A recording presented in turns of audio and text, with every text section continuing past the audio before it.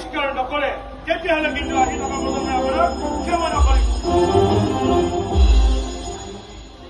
Mister Barua, যদিহে আপুনি নিজকে এজন সমাজৰ প্ৰকৃত পিতৃ হিচাপে নিজকে পৰিচয় দিব বিচাৰে তেতিয়াহ'লে শংকুৰাৰ লীলাক আশীৰ্বাদ কৰা, অন্যথা তোমাৰ কৰা।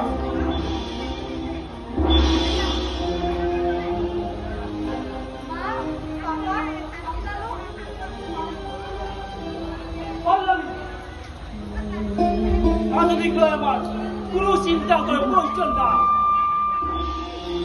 কাৰণ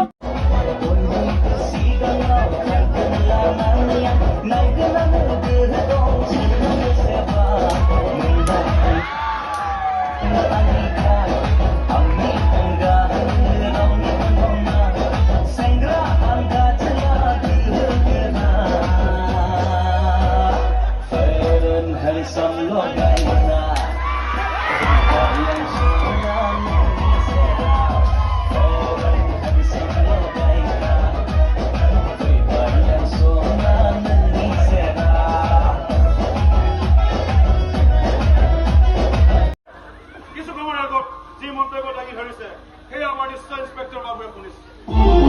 আৰু আজি তাৰিখত আপোনাৰ পত্নীয়ে যিকোনো মন্তব্য দাঙি ধৰিছে আচলতে আজিৰ তথাকথিত সমাজখনৰ সেয়াই ৰাইট ইন্সপেক্টৰ। আপুনি তেওঁৰ লেকচাৰ শুনি আছে যে আপুনি ইয়াক এনেকৈ আপুনি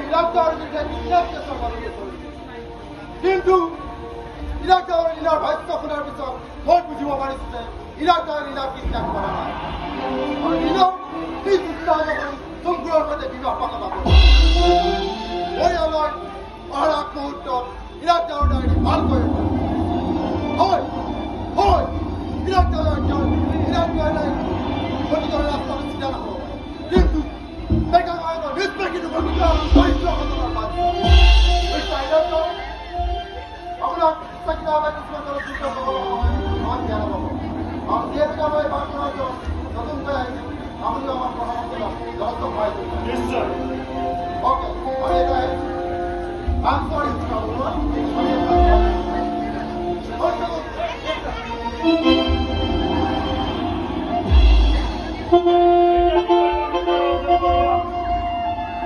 আপুনি অঞ্চলটোৰ এগৰাকী সম্ভ্ৰান্ত পৰিয়ালৰ ব্যক্তি আৰু যিহেতুকে জাতি ধৰ্ম বৰ্ণৰ কইনাক তোমালোকে বাধা বিঘিনি নেওচি আজি তোমালোকে সঁচা প্ৰেম বৰ্তাই ৰাখিলা, এয়াই হৈছে আজিৰ যুগৰ